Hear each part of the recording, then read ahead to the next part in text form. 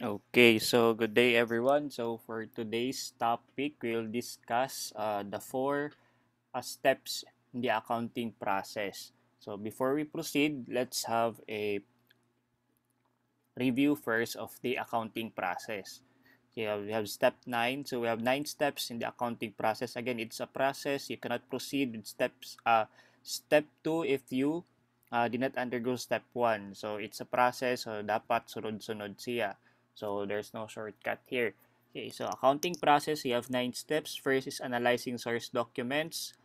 After analyzing the source documents, you have recording in journal, or this is what we call journalizing the transactions. Third, posting to the ledger. So after you record it to the journal the transactions, you post to the ledger the respective accounts, okay, to the respective ledgers.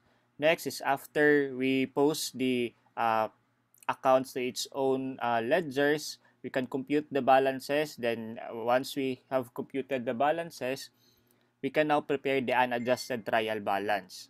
So after unadjusted trial balance, you have adjusting entries, you have financial statements, closing entries, post-closing trial balance, and reversing entries. So step 1 to 3, this is called the recording phase. And step 4 to step 9 is the summarizing phase. Also, among all the steps, we have two optional steps. You have the post-closing trial balance and reversing entry. So when you say optional, it is not required. When you do accounting, so it's not required to prepare post-closing trial balance and to do the reversing entries. Okay, so therefore, step 1 to 7 are required in the accounting process. Okay, so for now, we will discuss step 1 to 4, diba, the recording phase and the starting point of the summarizing phase, which is the unadjusted trial balance. Okay, so step 1, analyzing source documents. Okay, step 1 is the analyzing of source documents. So, si pasabutan eh. This is to identify business transactions and to gather information or events through source documents. Take note that before we record the transaction, we need to identify the business transactions if the business transactions are accountable transactions. Take note are accountable transactions. Again, we only record those accountable transactions. And again, when can we say that the transaction is accountable? Diba? Accountable if it has effect on your asset, liabilities, and owner's equity. If the transaction has effect on your asset, liabilities, and owner's equity, therefore the transaction is accountable. Then we record the transaction. But if the business transaction is not accountable, if it has no effect on your asset, liabilities, and owner's equity, therefore, di ba, we don't record the transaction. So here, we record the transaction. Once we identify if the transaction is accountable or not, we need to identify the source documents. We need to look at onto the source documents. Okay, and what are these source documents? So source documents, these are original written evidences, contain information about the nature and the amounts of the transactions. Therefore, dapat every transactions, there must be a supporting evidence, supporting document. We cannot record the transaction if wala tayong supporting document. So, dapat lahat ng transactions na record natin in our books should have supporting document. Okay, so this is very essential in accounting because, diba, for audit purposes, diba, how can we verify the transaction if tama yung amount, diba, tama yung nature, tama yung accounts na ni-record natin if wala tayong supporting evidence. So again, everything under accounting, when you record a transaction, dapat naatay supporting document. So these are source documents. So dito natin tinitingnan kung anong nature ng transaction, tsaka yung amount ng transaction. So what are the common source documents? So these are the common source documents. You have official receipts. Resibo is source documents pala. Bank deposit slips, 'di ba? So if you want to deposit some amount of cash in your bank account, then this is the source documents nga kailangan nating tingnan. If the cash was really deposited in your account, 'di ba? Kay kung what if you have a staff, then sir, na deposit na po yung pera, hindi pwede na ganun lang, di ba? We need to find a document na talaga na-deposit yung pera. So, the document is the bank deposit slips. Okay, checks. Okay, sales invoice. Ito yung binibigay ng seller to the buyer containing kung anong yung name ng anong item yung na sold or anong item yung binili ng buyer. including the price, at the same time the terms. You have delivery receipt. This is the document na upon receipt of the goods, di ba, of the buyer, dapat natay document nga na-receive jud ang goods. Okay, completion report, and you have statement of account. You also have mga purchase orders, you have purchase invoices, so still considered as source document. So this is supporting document of the transaction.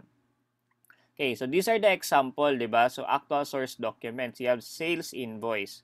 Okay, GD Toya Traders. So this means that GD Toya Traders is the seller here, di ba? So GD Toya Traders, ginaiso niya yung sales invoice niya to the buyers or customer. So you have the invoice number, you have the details of the business entity, you have the GD Toya Traders, you have the address, you have the TIN, then sold to their customer. Kung sino man yung customer nila, address ng customer, date of sale, and the terms of the invoice. Kung di ba pila, 30 days babayaran, 15 days babayaran. And here, into details, makikita natin dito yung quantity, anong unit yung binili, tapos description, and the unit price. So this is the sales invoice.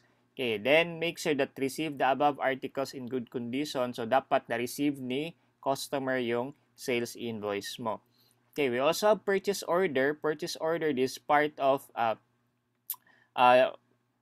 bali yung buyer, we are on the buyer's perspective here. So GD Toya Traders, okay, this is the purchase order of GD Toya Traders. So sino yung vendor?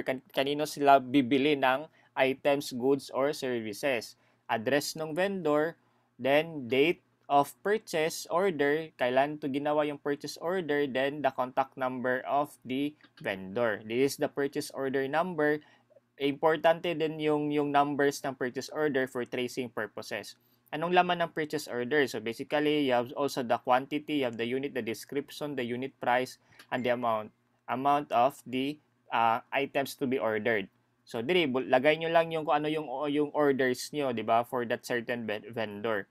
Then yung ship via, it's either plane, land ba or water, di ba, terms, di ba, ilang days.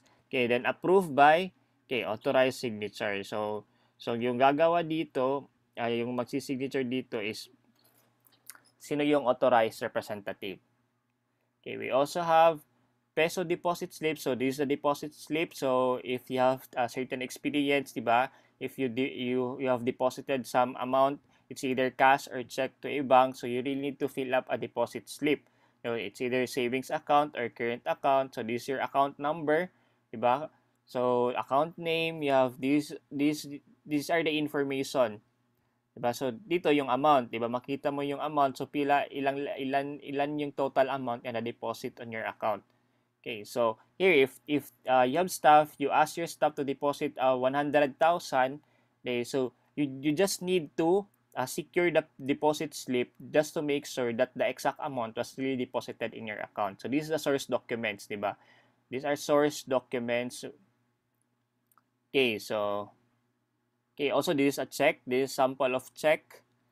Diba? This is a check. So account name, so pay to the order of. So this is the details under your source document nga check. Okay, we also have here statement of account. Actually, statement of account, these are all we give this to our customer, to our buyers, providing all the invoices that we have delivered to them, we have given to them. So makikita dito lahat yung date, kung kailan yung sinend yung invoice number, yung description, yung amount. So if there are 10 invoices, sales invoices na, or say there are 10 sales transaction, so dapat lahat yung 10 nakalagay dito. So this is the total amount. So dito yung total amount na due sa atin ng customers. Okay, so yeah, diba? This is the details. So again, they also have a control number, or we have the number of the statement of account for tracing purposes. You have customer, you have address. These are the details included in the statement of account. Also, you have official receipt. Official receipt is a proof of payment, diba? So once there is a payment, you will issue receipt. Okay, so this is the sample of receipt. official receipt, you have the number, OR, di ba? Naka-series na siya. If you will apply for BIR, naka-series dapat ang numbers niya. So, these are the information, di ba, that can be found in an official receipt. So, you have the date of payment, date of receipt, you have received from the customers, in words, ilan yung amount, in numbers, then anong payment yon for goods received, for services received, or delivered, for goods delivered or services delivered. Then signed by the authorized representative. Okay, so these are the source documents. Again, first, we need to identify if the transaction is accountable or not. Why? Because it's very important that step 1 pa lang, tama na yung ginawa nyo. Because this is a process. Once mali na yung ginawa nyo sa analyzing source documents, step 2, lahat magiging mali yan. Diba? So, dapat in this stage pa lang, in this step pa lang, dapat sure na yung answers natin. Diba? We have analyzed the source documents. Very crucial and very critical in analyzing the source document. So, again, there are transactions, business transactions, that are not accountable. Example, hiring of employees. By hiring the employees, that is a business transaction, but it's not an accountable transaction. Why? Again, because it does not affect your asset, liabilities, and owner's equity. Diba? By hiring employees, anong nangyari? Diba? Na-hire lang yung employees, may effect ba sa cash mo? Wala. May liability ka ba by hiring the employees? Wala. It would affect your capital, your withdrawal, your investment, your income and expenses, diba? Upon hiring the employees, wala. Okay, so it's a business transaction but it's not an accountable transaction. Therefore, since it's not an accountable transaction, okay, no need to record the transaction. Okay, that is step 1, analyzing source documents. Step 2, second step is journalizing, di ba? Preparing or the step 2 is recording in the journal, di ba? Journal is the original book of entry. So lahat ng transactions that you have identified in step 1 that are accountable transactions, di ba? Because it has effect on your asset, liabilities, and owner's equity. This time we will record those transactions. Actually, this is the format of your journal sheet. So sayang lang since online tayo ngayon, supposedly dapat yung journal sheet talaga yung ipepresent ko, but this is the format of the journal sheet. Okay, so you have the journal here, this is the information included, you have the date, you have the account titles and explanation. You say account titles and explanation or particulars, it's the same, particulars. So ano yung account affected by the transaction, so you record the account affected. Then you have the posting reference, these are the account numbers of the account. Okay, and you have the debit side and the credit side here. So you have page because, diba, if you have a lot of transactions for a certain period, okay, so pwede gumamit ka ng several journal sheet. So that's page 1, then this is the page 2 of your journal sheet. Okay, how to journalize a transaction. So basically, with our comprehensive illustration on the previous discussion, actually, mura na tayo nag-journalize ato. But this time, let's follow the proper format, diba, of journalizing the transaction in a journal sheet. So this is the journal sheet. Okay, so let's just go back to the comprehensive illustration, diba? Okay, so this is the comprehensive illustration, diba, that we have discussed during the previous video. So you have here, diba, this is the business of Dr. John Alegre. So this is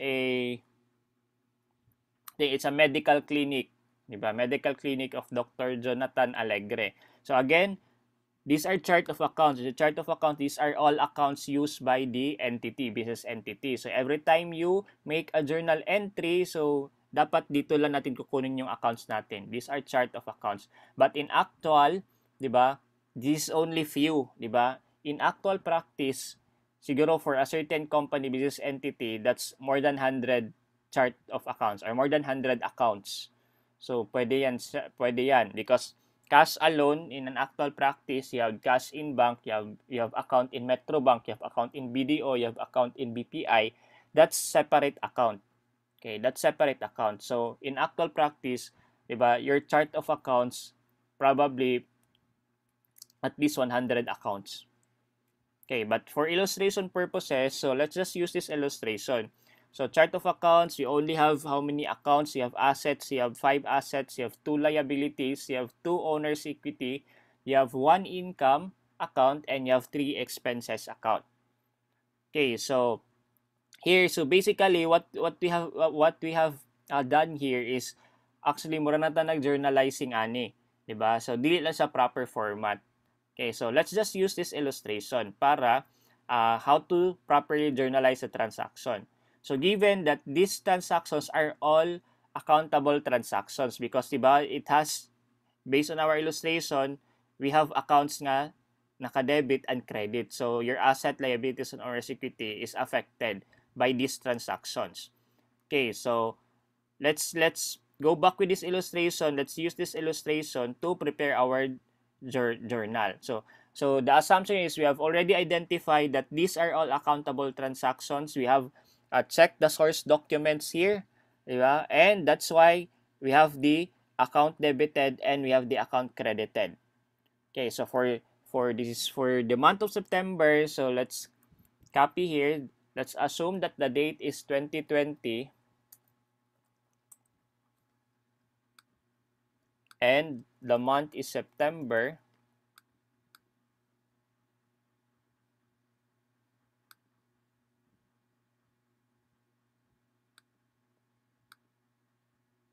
Okay, September. So this is how we journalize the transaction in a journal sheet.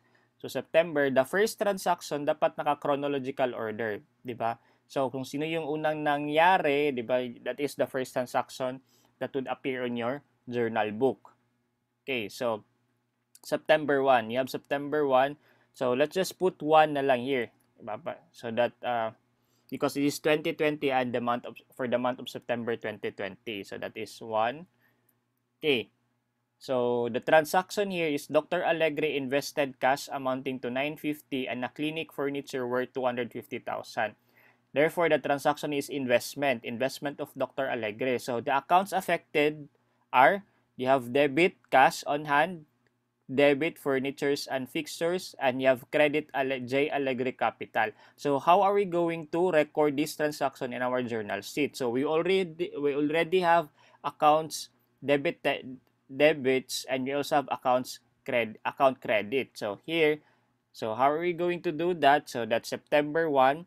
So let's just copy the account affected, diba? So the debited accounts are cash on hand. So here, cash on hand. So this is your debit. Dapat naka-indent sa on your left side. Diba? So naka-indent sa left. So this is how you, kumbaga, the placement of the accounts in a journal sheet. So that is cash on hand. Posting reference, that refers to your account number. So cash on hand has account number of 110. That's 110. Okay. Then, how much is the amount? Cash on hand, debit, diba? Debit, so 950,000. So here, we put the 950,000 on the debit column. This 950,000. Okay. So, other accounts affected, that is, we have another account, furniture and fixture. You have furniture and fixture. The posting reference or the account number, that's furniture and fixture, that is 140,000. 140. I mean, how much is the amount debited? That is 250,000. So, debit pa rin, di ba? Debit column 250,000. Okay. So, next account affected is J Alegre Capital, which is credited. So, how are we going to place the account credited in a journal sheet? So, here, we just need to make an indentation. So, indent lang natin. Diba? Dapat hindi sila tupong, dili sa tupong sa imong gidebit. So, just indent.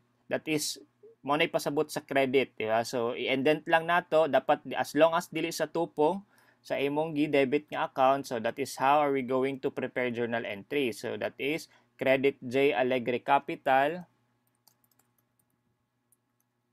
Okay. Posting reference, you have J Alegre Capital, you have 310. That's 310, How much is the amount? Credit. Take note, credit. So that is 1,200,000 credit. So we put the amount on the credit side. That's 1,200,000. So if you try to look at this one, diba? Pilay total debits nimo, that's 950 plus 250, that's 1,200,000. The total credit is 1,200,000. Therefore, balance yung debits and credits mo, di ba? Again, using the double entry system, for every debit, there's a corresponding credit and your debit should always equal to your credit. So take note that we have 2 debits account here and we have 1 credit account. So this entry, this is what we call entry, di ba? Entry. This is our entry, journal entry for the transaction. That is our journalizing. We journalize the entry of the transaction. So this is our journal entry now, and this is called as compound entry. Why compound entry? Because it has 2 debits, di ba? So if the account debited is more than 1 or if the account credited is more than 1, then that entry is called compound entry. Sir, what if isa lang yung debit saka isa lang yung credit? Therefore, the entry is called simple entry. So simple entry, you only have 1 account debited and you only have 1 account credited. But if the amount debited or credited exceed to 1 account, then the entry is called compound entry. So compounded siya because dalawa yung debits mo or dalawa yung credits mo. But every entry, dapat merong debit, dapat merong credit. Again, double entry system. For every debit, there should be corresponding credit. So that's why ganito yung itsura niya pagdating sa journal sheet nyo, di ba? On the step to journalizing the transaction. Okay, so aside from that, because diba this column indicates the account titles and the explanation. So we have already the account titles. These are account titles, diba? This account of cash, furniture and fixture, and J. Alegre Capital. How about the explanation or the particulars? So we need to explain what type of transaction or anong nangyari sa transaction. So anong transaction to? This is an invested cash amounting to, okay, so you can type here investment of Dr. Alegre. Okay, it's up to you kung ano yung how you explain the transaction. There's no specific standard, specific explanation. As long as you can explain the transaction, pwede nyo gamitin dito. So it's up to you. If you can copy everything here, di ba? Just transfer here, so it's okay. But take note that for presentation purposes, take note that your explanation should also be indented from your account credited. Diba naka-indent siya? Diba dili sa tupong sa J. Alegre Capital. So, indent lang gyapon ninyo ang explanation. Okay, so that is the first transaction, diba? Okay, the first transaction. Second transaction, in your journal sheet, you need to skip 1 line before you enter the next entry. So, our next entry, dili ta diri magbutang og date. So, put ta dire. So, September 2, that is 2. Again, you need to skip 1 line, diba, for the next transaction. Okay, so here. Step 2, so let's just, because here in our illustration before, we already identified the account debited and the account credited. So, let's just copy, diba? So, we debited cash, medical equipment. So, debit, medical equipment. Okay, posting reference number, medical equipment, that's 150. Medical.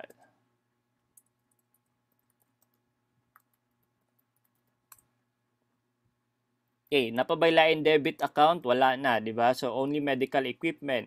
On the credit side, we have 2 accounts affected. You have the cash and notes payable. Therefore, we credit, okay, cash.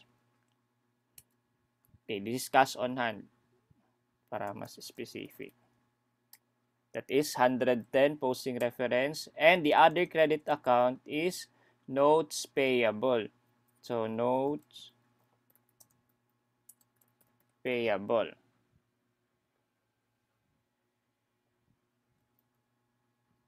Okay. So, what is the posting or account number of notes payable? You have 220. That's 220. So, let's input the amount. Medical equipment naka-debit. How much? 750,000. Therefore, we debit on the debit column 750,000. How about on the credit side? You have cash on hand 200,000 and notes payable 550,000. So cash 200,000, credit, notes payable 500,000. So this is our second journal entry, 'di ba? So ano explanation nito? What is the explanation of the transaction? So 'di ba, this is both medical equipment on account and on cash basis, 'di ba? Okay, so this is both medical equipment, or you can write both medical equipment for cash, and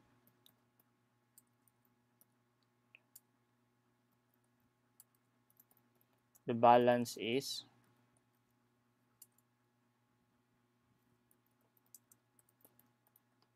okay, note payable. So as long as masabtan ang imong explanation, that's okay. So again, dapat indented yapon siya from your credit. Okay, so third transaction, again skip one line. So this is no, the date is September 4. You have September 4. Okay. So accounts affected, you have debit unused supplies. So transaction 2, journal entry number 2, this is still a compound entry. Why? Because 1 debit, 2 credits. Okay, for September 4 transaction, we have debit unused medical equipment supplies. What's the account number? You have medical supplies, that's 130. And then credit, cash on hand. So again, indent dapat for credit, cash on hand. So this 110, the posting reference number, account number, how much is the amount? So we debit 100,000 for supplies, at the same time we credit 100,000 for our cash. So this transaction journal entry is called simple entry. Why? Because diba, only one debit and only one credit account yung affected. Okay, so what is the explanation of this transaction? So this both medical supplies. Okay, both medical supplies on cash basis. On cash. Okay. So that is the third transaction. Then let's proceed with the next transaction. Again, skip one line.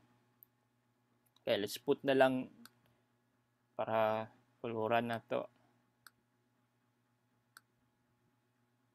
Okay, this is an indicator that another transaction na po siya.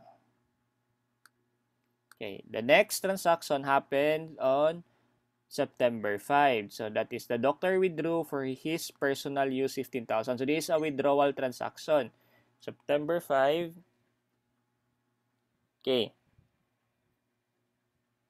So what is the account debited? That's J Alegre withdrawal. So we debit J Alegre withdrawals. Okay, what is the account number? You have 320, diba? Withdrawal 320.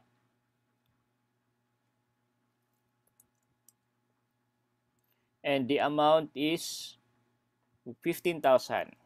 Debit 15,000. Okay, then the credited account is cash on hand.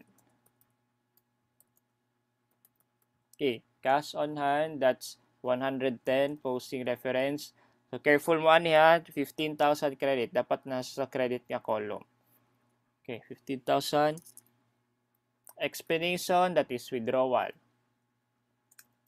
Pwede na, withdrawal of J Alegre. Okay, so that explains already the transaction.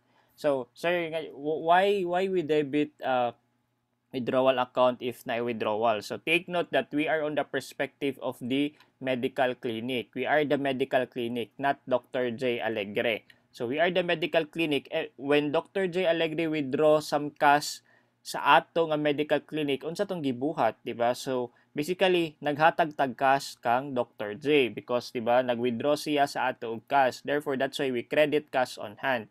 Then we debit the withdrawal account because again, the withdraw ni Dr. J ang iyang for the amount of 15,000 from the medical clinic. So we to deduct the capital, the owner's equity of Dr. J. Alegre because nagkuha siya og 15,000 nga cash. So that's why we debit J. Alegre withdrawals. Here po, sir, why we credit J. Alegre capital? So take note, unsa gibuhat ni Dr. J. dire, J. Alegre is naghatag siya sa ato as medical clinic og cash and furniture and fixtures. So basically, what we debited is unsa ato na receive, we receive cash and furniture fixtures. And the credit is to credit to the account or the capital account of J. Alegre because it's his investment ka medical clinic. Okay, so again, we are on the perspective of the clinic. So kita si clinic ani ha, kita si clinic, dili kita si Dr. J. Alegre because again, sa accounting entity principle, di ba, economic entity principle, that is assumption, di ba, that the business is separate from the owner. Okay, tanan transaction ni business is for business alone and tanan transaction ni owner is for owner alone. So you have September next transaction 7. That's medical fees income earned for the week, cash for 50,000 and on account for 60,000. So we have rendered medical services to our customers but only 50,000 ang nagbayad cash. The rest is naka accounts receivable, naka collectible nato kang customer. So this is 7. What is the entry? Diba? We debit cash and accounts receivable.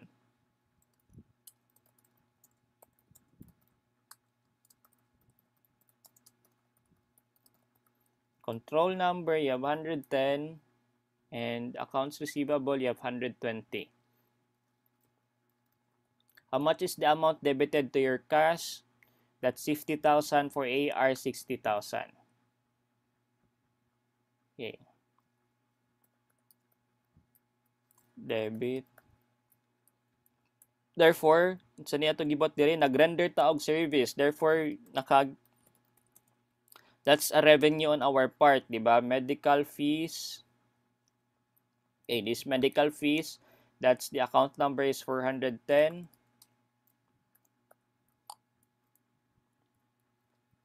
Amount credited is 110,000. So that is 110,000 credit. That is an income account, medical fees, income. Okay, the explanation is so services, medical services rendered.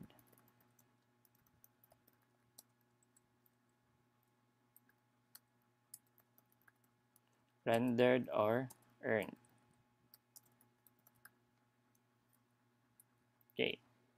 Next transaction, you have September 9. Dr. Alegre made an additional cash investment of 350,000. Therefore, nag-invest again si Dr. Alegre pila cash. Okay, so 350,000. Our debited account is cash. So you have cash on hand. Again, we are on the perspective point of view of the medical clinic. Therefore, kita si medical clinic, naghatag daw si Dr. J sa ato og cash nga 350,000 as additional investment. Therefore, we debit cash 110, that's 350,000. Then we credit the capital account because it is an additional investment. J. Alegre capital.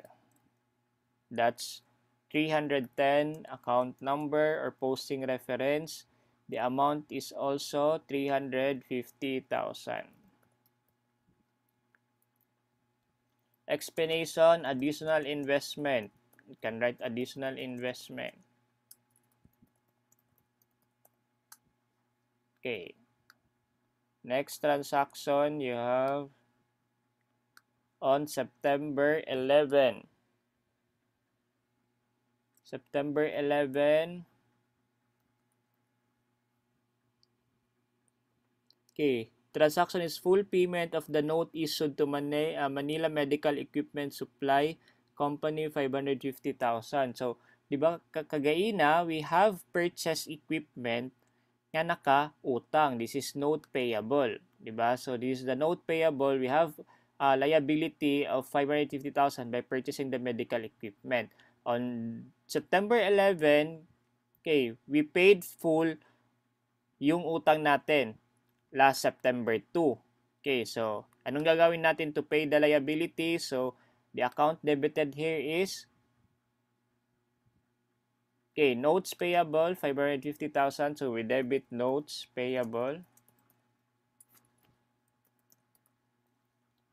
What's the account number of notes payable? You have 220,000. 220, I mean 220. The amount is, since full payment, you have a balance here nga 550,000, bayaran to lahat. So that is 550,000. Then of course, since it's a payment, we credited the account of cash. So cash on hand. That's 110, that's 550,000.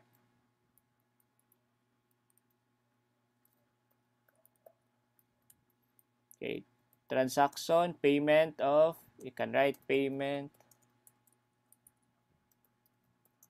of note payable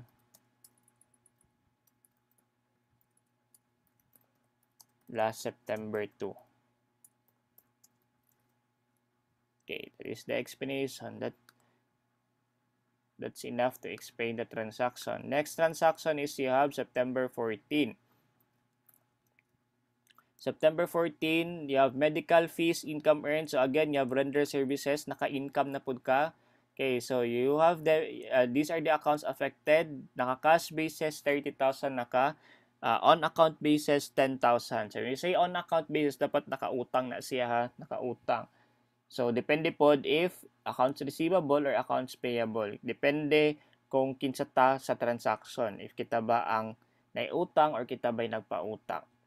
Okay, so you debit cash, debit also accounts payable.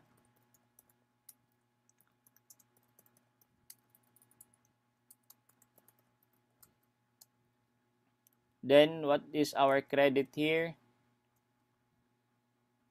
Medical fees. This is an income account because we have rendered already the services. Then explanation, medical services rendered earned.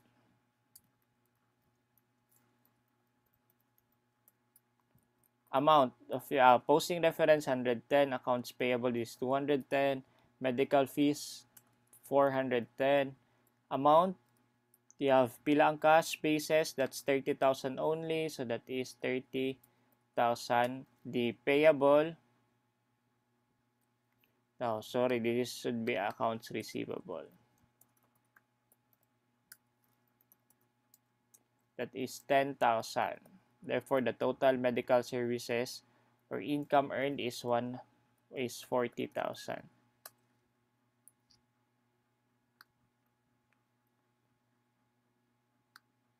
Okay, next transaction, you have September 15.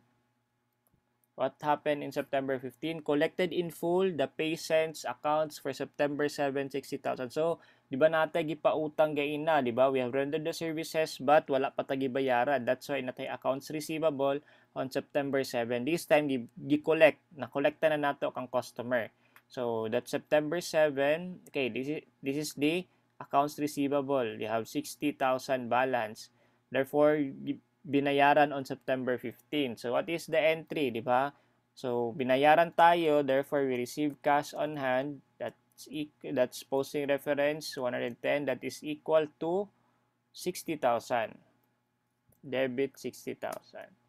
Then, credit to accounts receivable. This is exchange of asset transaction because, di ba, na-collect na nato yung receivable natin. This is 120, this is 60,000.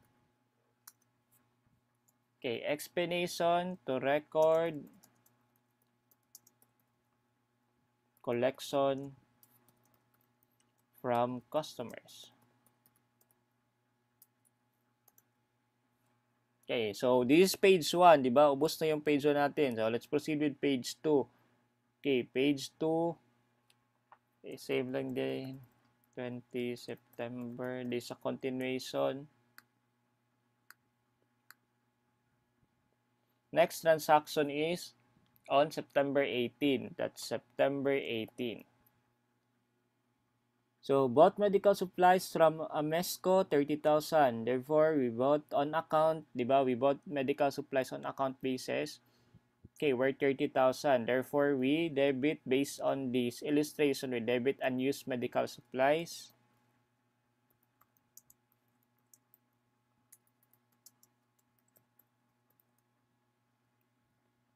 That's worth 30,000. The account number is 130. So, this is, the amount is 60,000. So, 130, this is 60,000.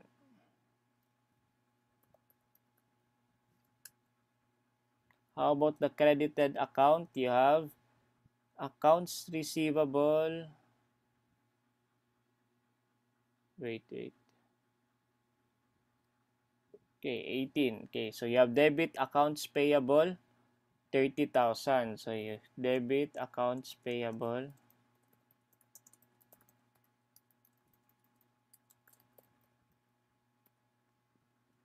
Okay.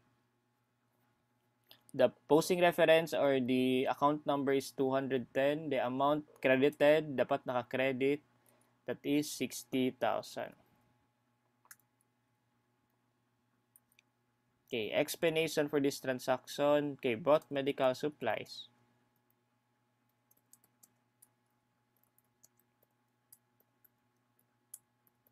on account. You see, on account, utang.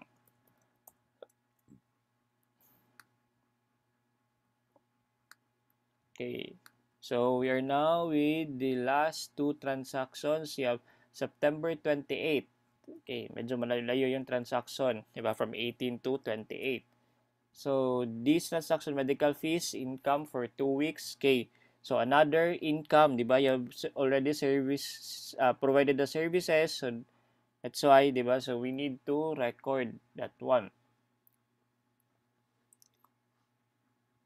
Okay, so the amount or accounts debited, you have cash and accounts receivable. Therefore, you have rendered your services on cash basis and on account basis. Cash on hand. You have accounts receivable.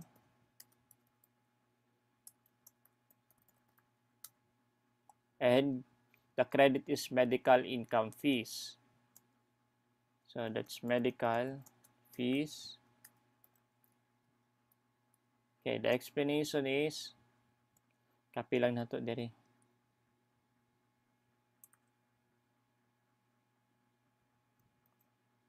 Okay. So, account number, this is 110, this is 120, this is 410. Okay, so, cash on hand, debited, you have pila to, 40,000. That's 40,000. Accounts receivable, debited, that's 70,000. And then the credit, medical fees, should equal to your total debit, that is 110,000.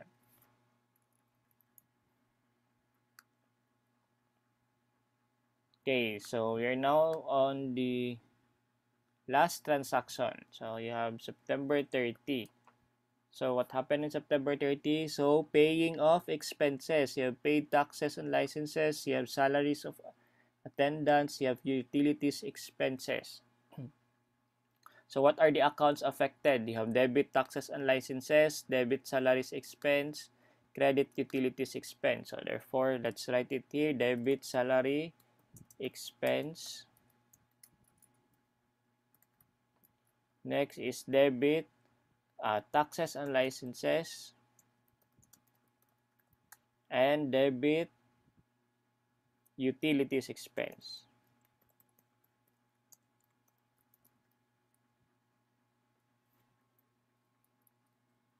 Okay, so then it's a payment transaction, we credited cash on hand account. So that is cash on hand. This 110.